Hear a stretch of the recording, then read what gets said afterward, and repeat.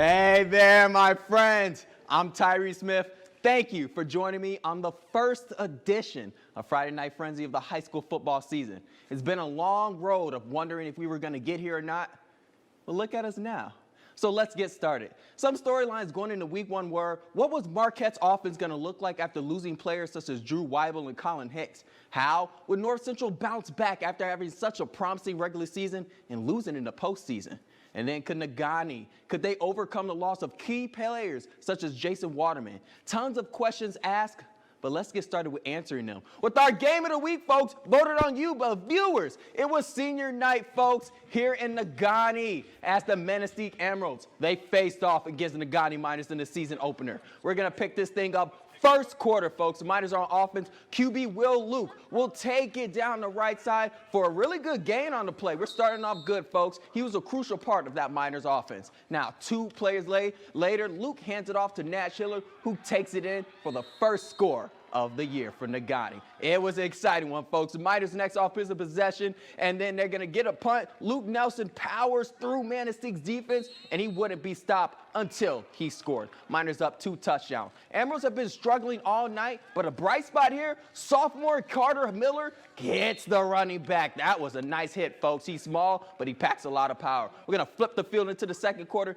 QB Will Luke, he'll drop back, look into the end zone. He's going to heave it for the new addition, Eli Lokala, for the score, the 225-pound senior, first score of the season for him. We're going to move later into the second, folks. Emeralds, they're having to punt after another unsuccessful drive. Philip Nelson with the return. He's going to go down the left sideline. Space, space, space, baby. I'm gone. He says, I'll see you at the house, mama. That is a score. 25-0 Miners up in the second. But it isn't halftime yet. It's not there. Very next offensive possession for NEGAUNEE. Will Luke drops back in the punches, launches it deep down the field, and we're sorry for the unfocused folks. The camera was messing up, but my man Nelson would go in for his second score tonight. What a fantastic game, NEGAUNEE. They would go on to win 39-8, the final. And taking a look at other scores from around the UP, you have Gwen's first game without Coach Deion Brown, but they couldn't get the win tonight. Hancock wins 43-6. And then the Wycons of West Iron, they're victorious against Norway, 28-6.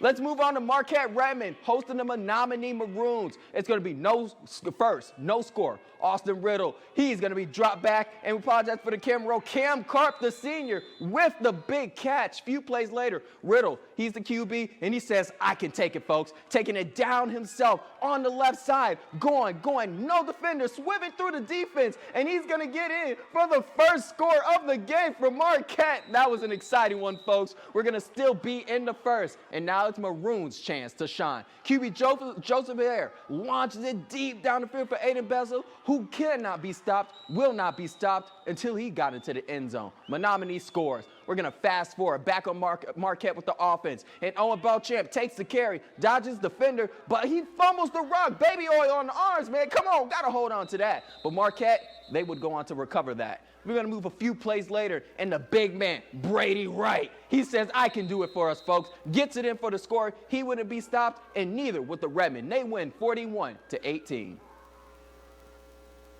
And in 8-man, the North Central Jets hosting the Ontonagon Gladiators in the first quarter. No score yet, but QB Luke Grzinski, he's going to take it up the right side himself. He has no problem doing it himself, folks. That QB was on it all game, stretching to the end zone for the score. They would go on to get the extra point as well, 8-0. Next offensive possession for the Jets. Grzinski in the pocket, looking for his receiver and his brother, Ian Grzinski, who hauls it in for the big play. They would score again the very next play. We're still in the first, folks. Gladiators, they haven't done much offensively, but they did on that time, as Tommy calls it, hauls it in for the pass, for the first down and more. But their drive would be stopped. Jets get it again, and Mr. Alex Nacer on the right side, outrunning defenders, but he gets slammed down close to the goal line. And a few plays later, Goinski in the pocket. He's scrambling. He's directing traffic. He throws it to the end zone, and that's another score, baby. They would go on to dominate Ontonagon tonight,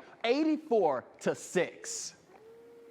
Yeah, folks, that was a big score, but Ontonagon is going to get right next week. Looking at other 8-man scores around the league, Forest Park beat Newberry 20-12 behind. Gabe Lossos 45 carries for 187 yards, 1 rushing TD, and 2 passing. And in Munising, they got their first win as an 8-man team against Rudyard, 30-26. Chad Turpentine had 265 rushing yard, folks, for 3 touchdowns. Calumet Copper Kings, they were hosting the Kingsford FLIVVERS. Carter Kresge thinks he's in WWE the way he treated this running back. That is a good tackle right there. We're going to move to the very next play. Running back Dryden Nelson takes it down the left side. He won't be stopped. He's outrunning defenders, but he eventually gets hit out of bounds. That's good footwork too. And Kingsford, well, they wasn't going to have it this time, folks. They're going to show them that they're a different team this year, swarming that Calumet offense for the stop. But Copper Kings were on the goal line, and eventually, Nelson, he's going to take it in for the first score of the game, first score for Calumet on the year. They would get the 2-point conversion, making it 8-0. Into the second, FLIVVERS on offense, and Mike Migazzo sees something he likes. A big receiver, Zach Harrison in the end zone for the score, and they would kick it, making it 8-7 Calumet. We're still in the second. Calumet on offense again, punching it in for the score to extend their lead on Kingsford. But it was a battle, folks. Boy, was it ever. FLIVVERS, they're going to be back on O. And Mr. Kresge, he's going to do his best Peyton Hillis impression, breaking tackles, outrunning opponents, and man, he's fast. Dryden Nelson catches up to him to make the tackle. Kingsford would upset the Copper Kings in the thriller, 17-16 the final. Woo, baby, I love it. And over in Felch, it's the Stevenson Eagles against the North Dickinson Nordics. Nordics on offense in the second quarter, down a few scores, but Brandon Donaldson scrambles to find Connor LeVay wide open. He's going to stretch, but he doesn't get there. They would eventually punch it in for a quick one, though. Eagles on offense. And the QB, listen, he was good all night, but he's almost going to get slammed, but instead fumbles the rock. But Stevenson, they still recover. We're going to move a few plays later. And Eagles, they are trying to move down, but it's not looking too good right now, folks. They were good on, but they fumbled the rock again, and it's recovered by the Nordics, who now got a chance to get back in this game. And Dickinson is on O, but it's going to be a quick sack. Eagles are not playing anymore. They say it's time to turn this thing around. They turn the Jets on as James Corderman runs it in for the quick score, making it 24-6 with seconds left in the half and into the third. Eagles QB, he said, you know what, guys, let me redeem myself. Take it down the left side himself. He'll get into the end zone as Eagles roll the Nordics in their season opener, 60-6.